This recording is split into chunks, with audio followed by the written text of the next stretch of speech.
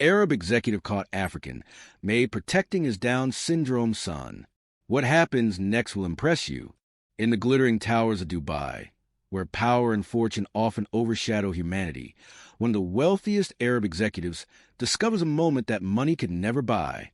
Late one evening, he walks into a quiet corner of his mansion and finds something he never expected. His African maid, a woman often overlooked by the household, cradling his young son with Down syndrome as if he were her own.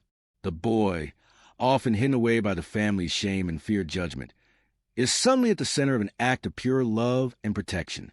What this billionaire witnesses shakes the very foundation of who he is. This is not just a story of wealth, but of compassion, resilience, and the extraordinary courage of a woman who dared to give dignity to a child the world wanted to forget. Before we begin, make sure to subscribe to the channel, like this video, and turn on notifications. This helps us bring more inspiring stories like this to you. What unfolds after that night is a journey of transformation, betrayal, and redemption, where an Arab executive learns that the greatest riches are not measured in gold, but in the courage to stand for love, even when the world disapproves. Follow this story to the end, and prepare to be surprised by a conclusion you will never forget. The Al Hakim mansion stood like a palace at the edge of the Arabian Gulf, its marble floors gleaming even in the soft glow of the evening lamps. The estate was a monument to power, its high ceilings decorated with intricate golden patterns, and its halls echoing with the silence of wealth. Zayd Al Hakim, one of the most influential Arab executives in Dubai, was known for his sharp mind and ruthless control of his empire. His name commanded respect in the business world. Yet inside his home, there lingered a shadow, his only son, Amir. Amir was born with Down syndrome, a reality that Zayd's powerful family never fully accepted. From the moment of the child's birth, whispers spread among relatives, employees, and business partners. Some called it a curse, others a test. For Zayd, it was a wound he never showed to the world. He provided his son with every luxury: doctors, private tutors, toys imported from Europe. But there was always a quiet distance, a hesitance to hold him close. His empire required strength, and he feared weakness would destroy his image. The boy's mother had left years earlier, unable to bear the weight of the family's expectations. Amir grew under the shadow of nannies and servants who followed strict orders. Keep him safe, but keep him out of sight. No public appearances, no family gatherings, no photographs that could fall into the hands of the press. To the outside world, Zayd was a man with an immaculate life. Inside his mansion, Amir became a ghost of his father's pride, living, breathing, but hidden. Among the staff who cared for Amir, there was one woman who saw beyond the restrictions: Amina, a maid from Nigeria. She was in her late 20s, with dark, luminous skin, strong arms from years of work, and eyes that carried both kindness and fire. She had left her own family behind in Lagos, hoping to send money back home. Unlike the other staff, Amina was not afraid of Amir's differences. From the first day she held him, she recognized something that reminded her of her younger brother, who had also been born with special needs. Her brother had passed away when she was just a child, and now, in Amir, she felt she had been given a second chance to protect the vulnerable soul she once lost. It was on a humid evening when the house seemed unusually quiet. Zayd had returned late from a meeting with foreign investors. His Italian leather shoes tapped against the polished floor as he walked through the hall, loosening his tie. He had instructed the staff to keep his son asleep by this hour. He despised disruptions after long days. But as he passed by the private wing of the mansion, he heard something, a faint sob, soft but piercing. Curious and annoyed, Zayd followed the sound. The closer he got, the clearer it became. A child's cry mixed with gentle shushing, a woman's voice humming a lullaby. He stopped at the half-open door to Amir's room and froze. Inside, the boy was curled in Amina's arms. His small hands clutched the fabric of her uniform as if it were a lifeline. A storm outside rattled the windows, lightning flashing across the room, and each rumble of thunder made Amir tremble. But Amina held him firmly, whispering words in Yoruba, stroking his hair. "You are safe, little one," she murmured softly. "No thunder can hurt you when I am here." Zayd's chest tightened. For years, he had convinced himself that distance was the best form of protection. That love, shown too openly, might invite ridicule. Yet in that moment, he saw something he had never allowed himself to imagine. His son comforted not by money, not by medicine, but by simple human warmth. The billionaire executive stood frozen at the doorway, his emotions colliding, anger at the disobedience, confusion at the tenderness, and an ache he could not name. His mind screamed at him to stop this, to remind the maid of her place. But his heart whispered otherwise. Amina rocked Amir gently, singing until the boy's sobs slowed. His breathing calmed, his eyelids fluttered, and he drifted into sleep. She kissed the crown of his head, tears shining in her eyes as if she, too, found healing in this moment. "You deserve love, my child," she whispered to the sleeping boy. "You deserve to be seen." Zaid felt a sting in his chest, as though those words were directed at him too. For a brief second, he wanted to step forward, to take his son in his own arms. But decades of pride rooted him in place. A floorboard creaked under his weight. Amina looked up, startled, her eyes widening as she saw the figure of her employer standing at the door. For a moment, fear flashed across her face. She expected anger, perhaps even dismissal. "Sir," she stammered, rising to her feet carefully while still supporting the boy. He was frightened by the storm. I did not mean to disturb you." Zaid's gaze shifted from her to Amir, then back. His lips pressed into a thin line, but he did not shout. He simply nodded once and turned away. That night, Zaid lay awake in his bed. The image of his son safe in Amina's arms burned into his mind. Why did it feel like a stranger could give the boy something he himself had failed to provide? Why did her defiance not infuriate him, but instead stir something deeper, something dangerous, something human? The storm outside raged on, but inside Zaid's chest, another storm was brewing. For the first time in years, he questioned the empire he had built, the mask he had worn, and the silence he had forced upon his own heart. And in the quiet dark, a thought took root, one that he could neither accept nor ignore. What if she is the only one who truly sees my son for who he is? He closed his eyes, but sleep never came. The next morning, the mansion was alive with the quiet rhythm of wealth. Staff moving discreetly through corridors, polishing, arranging, ensuring perfection before the master of the house descended from his private quarters.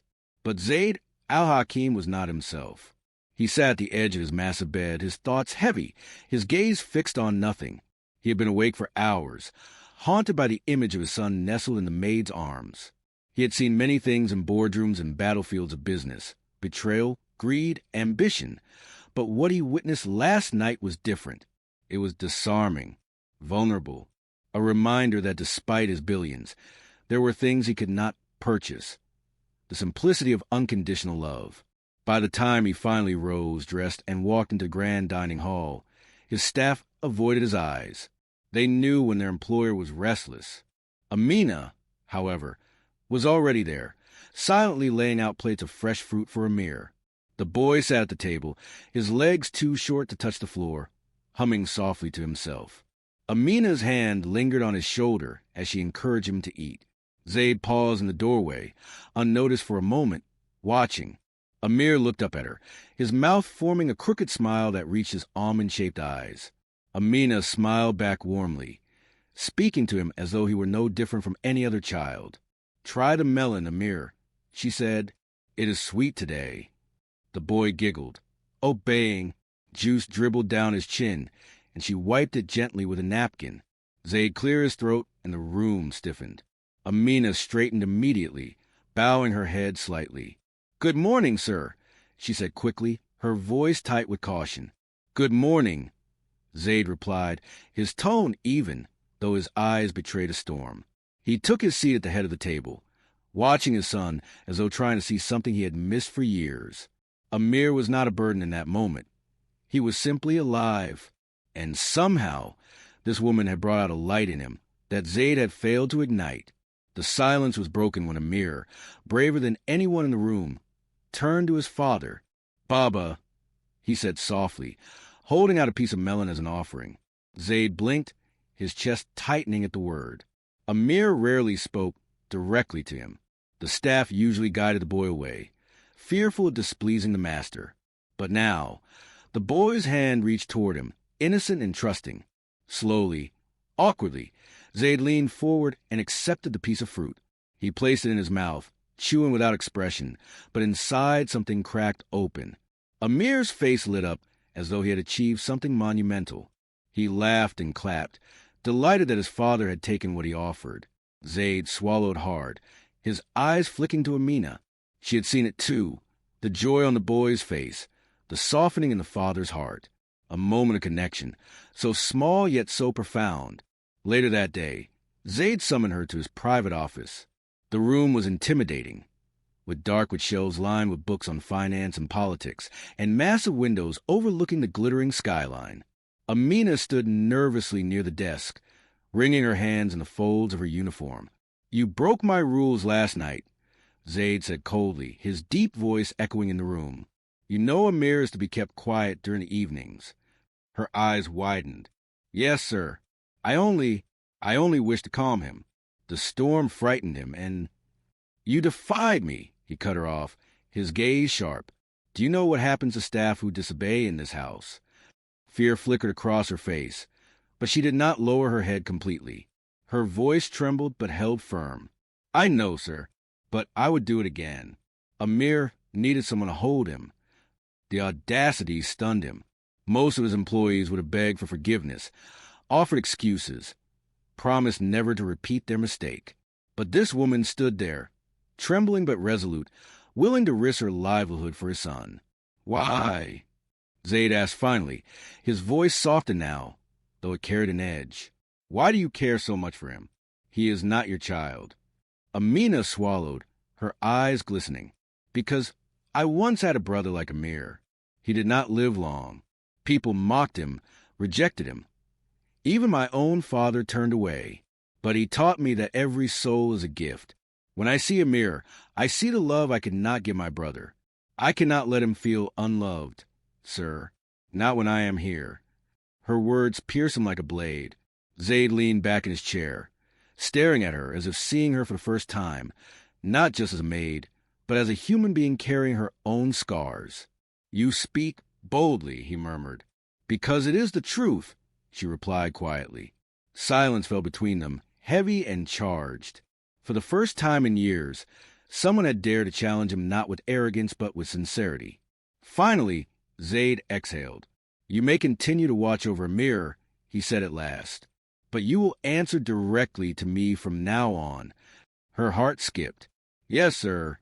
He dismissed her with a wave, but as she left the office, he found himself staring after her. Something about her defiance unsettled him, awakened something he had buried long ago. That night, Zaid sat alone in his study, a glass of scotch in his hand. The city lights shimmered outside his window, but his mind was elsewhere. He remembered Amir's smile that morning, the pride in his son's eyes when it called him Baba. It had been such a small gesture, yet it carried the weight of a lifetime. For years, he had convinced himself that hiding his son was the only way to protect him. But now, he wondered if it had only been to protect himself from shame, from judgment, from vulnerability. He thought of Amina's words, "Every soul is a gift." The executive who had conquered international markets, silenced rivals, and built empires found himself shaken not by a corporate threat, but by the courage of Maid who refused to let a child feel invisible. Outside, the storm clouds had cleared, but inside Zaid's heart, something new was forming, something both terrifying and hopeful. And though he would never admit aloud, he could not shake the thought that perhaps fate had placed Amina in his house for a reason. What Zaid did not know was that others in his family were already beginning to notice her closeness to Amir, and their disapproval was about to bring chaos into his world. A week passed after that stormy night, and the rhythm of life in the Al-Hakim mansion shifted almost imperceptibly. Amir's laughter, once muffled behind closed doors, now echoed faintly through the marble corridors. Amina became a steady presence beside him, teaching him little things, how to fit puzzle pieces together, how to name colors, how to count to 10 in English and Arabic. And to everyone's astonishment, Zaid began to appear more often in those moments. It started small.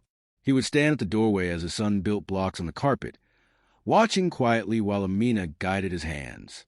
Then he would sit down for breakfast, not just reading his newspaper, but glancing at Amir, occasionally responding when the boy dared to call out, "Baba, look!"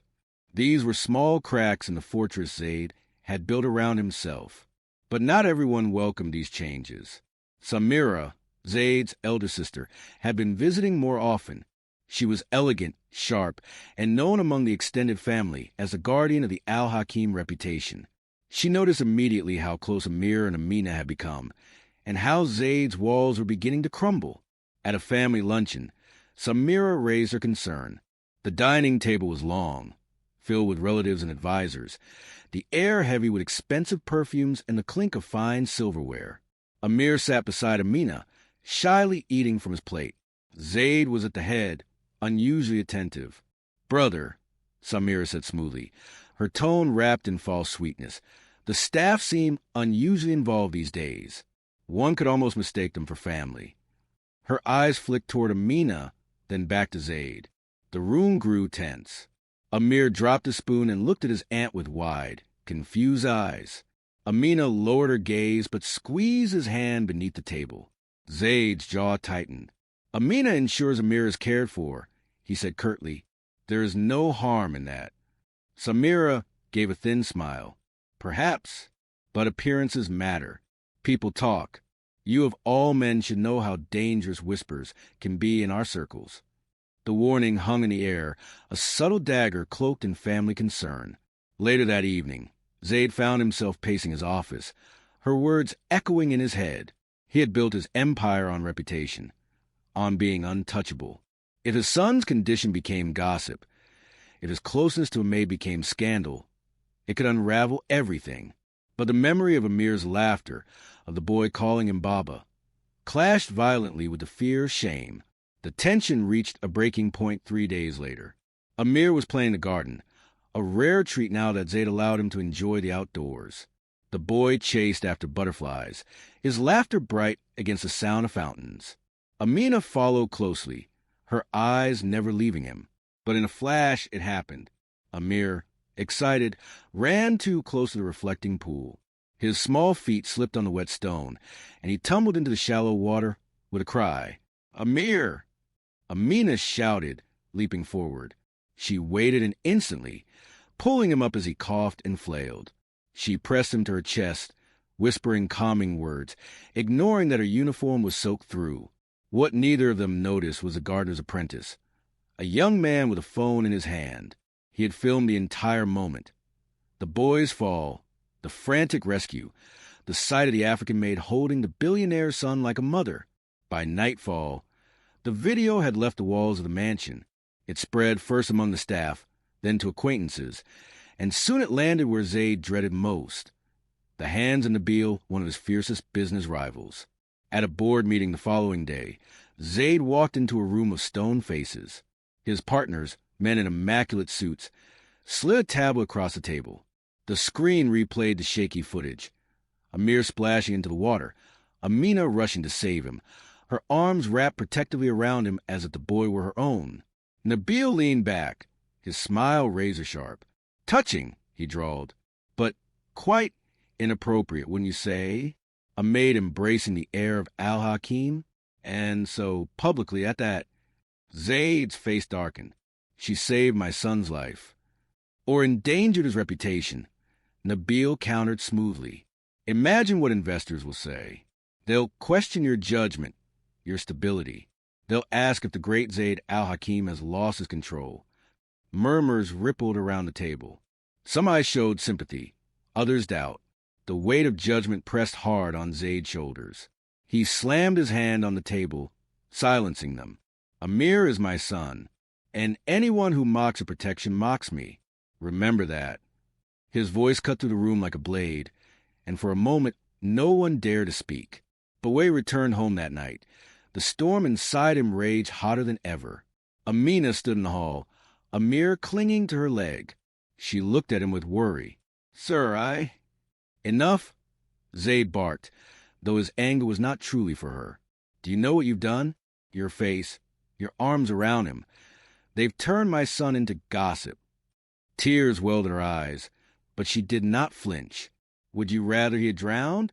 Would you prefer I had stood by, silent, so your reputation could remain untouched? Her defiance struck him again, as it had before.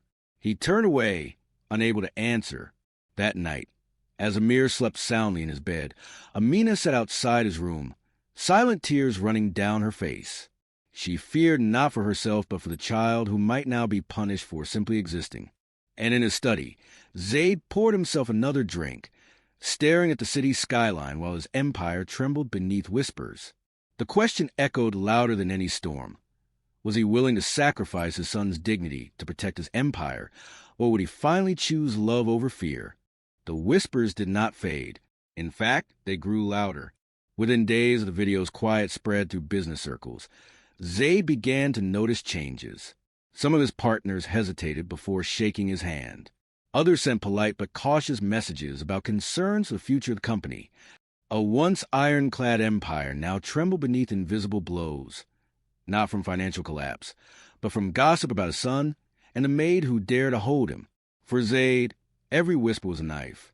He had built his life on the foundation of respect, on being feared, admired, and never pitied. But now, behind his back, there was pity and, worse, ridicule. The boy he had tried to hide was now a subject of conversation, a symbol of vulnerability he could not control. At home, the atmosphere thickened. Amina noticed how staff avoided her gaze, how conversations hushed when she entered a room. She had never sought attention. All she wanted was to protect Amir. But now, she carried the heavy burden of being seen as the cause of scandal. Amir, too young to understand the storm, sensed the tension.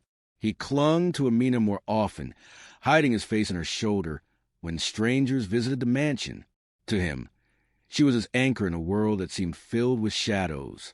One evening, Zayd's sister Samira arrived unannounced. She swept into the mansion like a storm herself, dressed in silk and dripping with judgment. She confronted her brother in the lounge, her words sharp and deliberate. "Do you realize what is happening to our name?" she demanded. "Your rivals mock you. Your investors doubt you. And all because you cannot control your staff or your child." Zayd's jaw clenched. "My son is not ashamed to be hidden." Samira's laughter was cold. "You speak of pride now? For years, you refused to even bring him to family gatherings. And now suddenly you are a hero? No, brother. What you are is weak, and weakness destroys empires." Zayd rose to his feet, his towering frame casting a shadow over her. "Say what you wish about me, but do not call a mere weakness. He is my blood." Samira's eyes narrowed. "Then prove it. Dismiss that woman before her presence ruins everything. The longer she remains, the more they will question you. Do you think they will respect an Al-Hakim heir raised by an African maid instead of his own father?" Her words stung more than he admitted. Pride and prejudice were cruel allies. He wanted to protect Amir, but the cost seemed unbearable. After she left, he poured himself a drink and sat in silence. Amina's word from weeks before echoed in his mind. Every soul is a gift. Was his son truly a gift, or had he treated him as a secret shame all along? The breaking point came 2 nights later. Zayd was returned from a late business meeting when he heard Ray's voices near the kitchen. He followed the sound, and what he saw froze his blood. One of the senior staff members, a butler loyal to Samira, had cornered Amina. His voice dripped with contempt. "Do you know your place, girl? You think saving him makes you special? You are nothing but a servant. You bring shame on this house." Amina stood firm, though fear flickered in her eyes.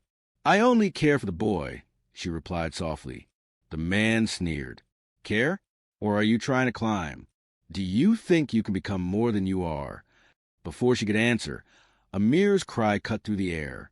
He had wandered into the hallway, drawn by the voices. "Amina!" he called, rushing to her side. He grabbed her hand, clinging tightly. The butler's face twisted in disgust. "See? Even a child clings to a servant. This is humiliation." That was the moment Zayd stepped forward, his presence filling the hallway. "Enough!" he thundered, his voice shaking the walls. The butler paled. "Sir, You will pack your things and leave this house by sunrise," Zayd said coldly. "You will not speak of my son or this woman again." The man tried to protest, but one look at Zaid's blazing eyes silenced him. He bowed his head and fled. Amina stood frozen, still holding Amir's hand. Her chest rose and fell quickly, the adrenaline of fear still running through her veins. Zaid looked at her, then at his son. For the first time he saw clearly. Amina was not a threat. She was a shield his son had always needed. Later that night, after Amir was safely asleep, Zaid found Amina sitting alone in the garden. The moonlight painted her face with quiet strength. "You should not have to endure that," he said, his voice softer now. She looked up, surprised. "Sir," I can handle their words. "What matters is Amir." He hesitated, then sat beside her, something he had never done with any servant. "Tell me, when you hold him, what do you feel?" Her eyes glistened. "I feel that he is a child who deserves to be loved openly, not hidden. I feel the weight of his loneliness, the same weight my brother carried before the world forgot him. But most of all, I feel hope, because Amir is light, even if no one else sees it." Zaid stared at her, speechless. Her words reached into the hollow parts of him, the ones he had buried under layers of pride. For years, he had built his empire to hide his insecurities. But here was a woman with nothing, no wealth, no power, speaking truths that shattered his illusions. He ran a hand through his hair, exhaling deeply. "You risk everything for him." "Why?" She met his gaze firmly. "Because some lives are worth risking everything for." The silence that followed was thick with something unspoken, something dangerous. Zaid's heart pounded in his chest, though he didn't understand why. Before he could speak again, a distant sound broke the night. The buzzing of a phone left on the garden table. It was Amina's. She glanced at the screen and her face paled. "What is it?" Zaid asked. She hesitated. "A message from Lagos. My younger sister, she says our mother is gravely ill." The words hung heavy between them. Amina's strength faltered for the first time, her eyes filling with tears. Zaid felt an unexpected ache in his chest. For all her courage, she was still human, still carrying her own grief. And in that moment, as he looked at her trembling hands, he realized the truth. She was no longer just a maid in his house. She was becoming the heart of it. But he also knew, if she left for Nigeria now, his son would lose the only person who had ever seen him fully. And so would he. The morning after the message from Lagos, the mansion felt heavier than ever. Amina moved quietly through the halls, her usual steadiness dimmed by the storm inside her heart. She had barely slept. The thought of her mother, ill and possibly dying, pulled her mind back to the narrow streets of her old neighborhood in Nigeria. She could almost hear her mother's voice, the warmth of her laughter, the way she always said, "Amina, your strength is your gift." But here in Dubai, another truth anchored her, Amir. The boy clung to her hand as if sensing her unease. He followed her closely, asking in his innocent voice, "Amina sad?" The question pierced her deeper than any accusation could. Zaid noticed a change, too. At breakfast, he watched her carefully as she tried to smile for Amir's sake. For the first time, he spoke gently. "You received news," he said. It was not a question. She nodded. "My mother is ill. My sister says she does not have much time." Zaid leaned back, silent for a long moment. He knew the weight of family, the pull of blood, yet he also knew the cost of letting her leave now. Amir had just begun to blossom under her care. If she left, the boy might retreat back into silence. And if Amina left for good, Zaid could not finish the thought. "What will you do?" he asked finally. "I do not know," she admitted, her voice breaking. "If I go, Amir loses me. If I stay, I lose a chance to say goodbye to my mother." Tears welled in her eyes, though she quickly wiped them away. "I feel torn in two." Amir, not understanding the weight of her words, pressed his head into her arm. "No, go, Amina. Stay," he pleaded softly. The look in Zaid's eyes hardened. He was a man used to solving problems with money, power, influence. For once, none of those tools seemed enough. That afternoon, Zaid called a private meeting in his office. Samira was there, along with 2 senior advisors. Amina was not invited, but she was a subject, She must leave, Samira insisted, her voice sharp as steel. Already our family suffers disgrace because of her. And now, to let her run to Africa as if she were indispensable? You are a fool if you allow this charade to continue. Zaid's jaw tightened. She has done nothing but protect Amir. Samira laughed bitterly. Protect? Or expose? Did you forget the video? The gossip? You think investors care about protection? They care about dignity, control, image. This maid has none of those things. And yet, you let her remain under our roof. The advisors shifted uncomfortably but nodded in subtle agreement. The pressure was mounting. For the first time in years, Zaid felt cornered. Not by competitors, not by contracts, but by the collision of two worlds. The world of power he had built and the fragile, human world Amina had forced him to face. That night, after the mansion fell silent, Zaid walked through the corridors until he reached Amir's room. He opened the door quietly and found the boy asleep, his small hand clutching Amina's fingers even in slumber. She sat beside him, her back against the wall, her eyes heavy with exhaustion and sorrow. When she noticed him, she tried to rise, but he gestured for her to stay. For a moment, the two of them simply watched Amir breathe, the innocence of a child uniting them in silence. Finally, Zaid spoke. His voice was low, raw. If you wish to go to Nigeria, I will arrange everything. A private jet, medical care for your mother, money for your family. Amina's eyes widened. Why would you do that for me? He hesitated, the words caught between pride and honesty. Because you matter to Amir, and because you matter to me. The confession hung in the air, heavy and dangerous. Amina's heart pounded, though she tried to steady her breath. Sir, Zaid, he corrected softly. When it is just us, call me Zaid. The boundaries between master and servant blurred in that moment. She searched his face, seeing not the ruthless executive, but a man stripped of his armor, a man longing for connection he had denied himself for too long. But before she could respond, a knock rattled the door. It was one of the guards, his face tense. Sir, forgive me. There is a problem at the gate. Zaid rose instantly, his mask sliding back into place. What is it? Reporters, the guard said. They somehow learned the video. They are demanding statements about your son. The blood drained from Zaid's face. The gossip had leapt from boardrooms into the public eye. He stormed to the front of the mansion, his fury burning. Cameras flashed beyond the gates. Voices shouted questions. Is it true your son has Down syndrome? Who is the African woman raising him? Is your empire in trouble? Each question was a blade. For years, Zaid had controlled every headline, every image. Now his private life was stripped bare. His son turned into spectacle. He retreated quickly, ordering the guards to push them back. His hands trembled, not from fear of ruin, but from something deeper, fear of losing Amir to the cruelty of the world. When he returned inside, Amina stood waiting. She had heard enough to understand. This is why you hit him, she whispered, her voice breaking. Zaid's face was tight with anguish. The world is cruel. It devours weakness. Her eyes blazed with quiet defiance. Then teach the world that Amir is not weakness. Show them his strength. Show them your love.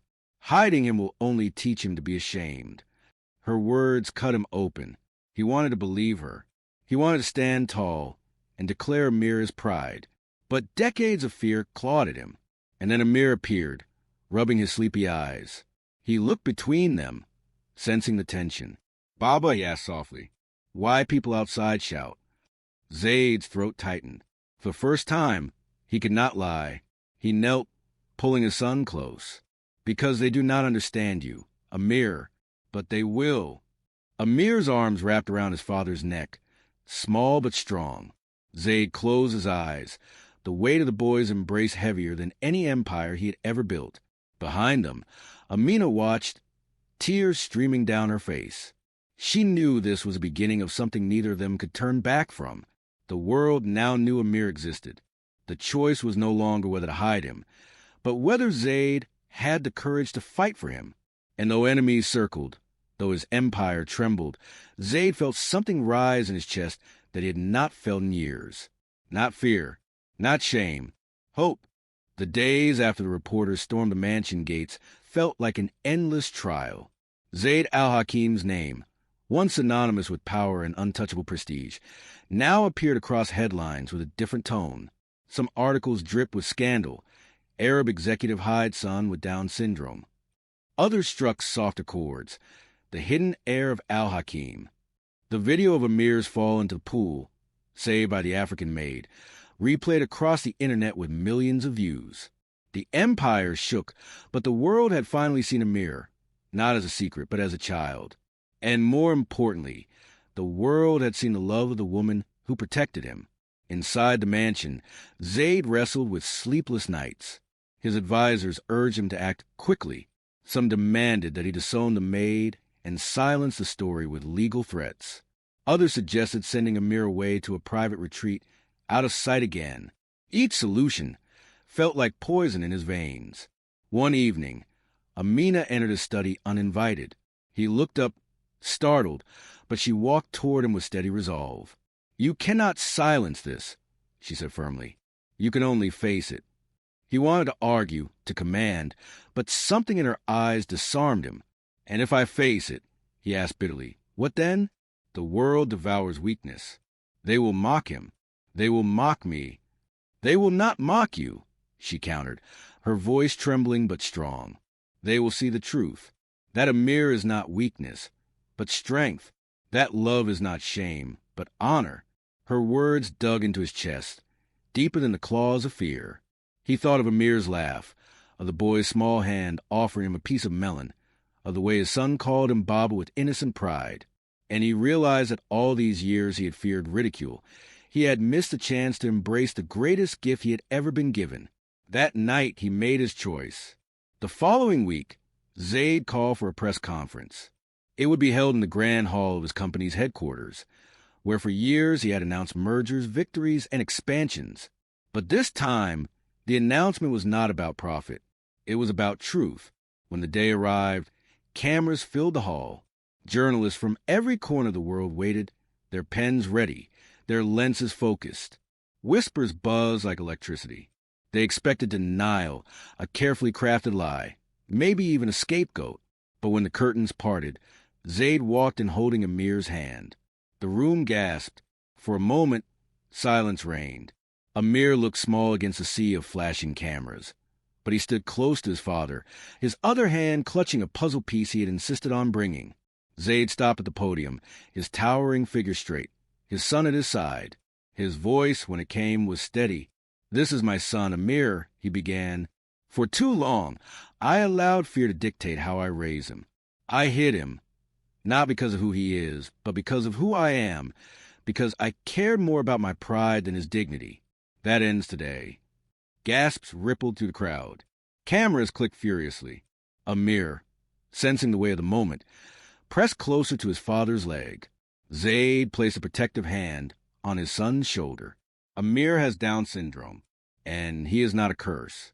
He is not shame. He is my blood, my pride, and my joy. If you see weakness in him, you do not deserve to stand before me. If you see scandal in his existence, you reveal only your own ignorance. From this day forward, Amir will no longer live in the shadows of my house. He will stand beside me in the light." The hall erupted, some clapping, some stunned into silence. It was not a business announcement. It was a declaration of war against prejudice itself. Zayd continued, his eyes burning. "And as for the woman who protected him, the one you have mocked in your headlines, Amina, know this, she is no mere servant. She is the shield that stood where I failed. She is the one who showed me what it means to love without fear. For that, I owe her more than I can repay." At the mention of her name, Amina, watching from the side, felt tears stream down her cheeks. Never had she imagined her truth spoken so boldly, not from a man of such power. When the conference ended, the world erupted. Some critics mocked him louder than before, calling him reckless, sentimental, weak. But millions of others, families, advocates, ordinary people, rose to defend him. Hashtags surged across social media. Videos of Amir smiling at the podium went viral, not as scandal, but as inspiration. For the first time, Zayd's empire was not built on fear, but on courage. And though rivals plotted in shadows, they could not erase the power of that moment. That evening, back at the mansion, Amir ran through the halls laughing. His energy was electric, as if he had sensed a shift in the world around him. Amina watched, her heart swelling. Zayd approached her, his eyes softer than she had ever seen. "You were right," he admitted. "Hiding him was a real shame. Today I felt free, for the first time in years." She smiled, though her eyes glistened. "It was never about freeing yourself, Zayd. It was about freeing him." He nodded, then after a long pause, spoke words that shook her. "I cannot imagine this house without you. Not as staff, not as servant, but as something more." Her breath caught. "Zayd, I do not ask for an answer tonight," he said gently. "But know this, you gave my son dignity, and you gave me back my heart. That is something no empire could buy. If there is a future where you stay, where you are more than what the world expects, I will choose it." Tears slipped from her eyes. For years, she had believed she was only a shadow in a rich man's home, destined to leave when her duty was done. Now, standing before him, she realized her life had intertwined with his in ways she could never untangle. Amir came rushing toward them then, puzzle piece still in hand. He pushed it into his father's palm, then into Amina's, as if urging them to hold it together. "Baba Amina," he said brightly. "Family." The word struck them both with thunderous force. "Family." Zayd knelt, pulling his son into his arms, and Amina bent down too. For the first time, the three of them held each other, not as master and servant, not as billionaire and maid, but as something new, something fragile yet unbreakable. Outside the mansion, the city lights burned bright, the world still filled with critics, rivals, and challenges. But inside those walls, a different empire was being built, not of steel or gold, but of love. And for Zayd al-Hakim, the man who once feared weakness more than death, it was the greatest empire he had ever known.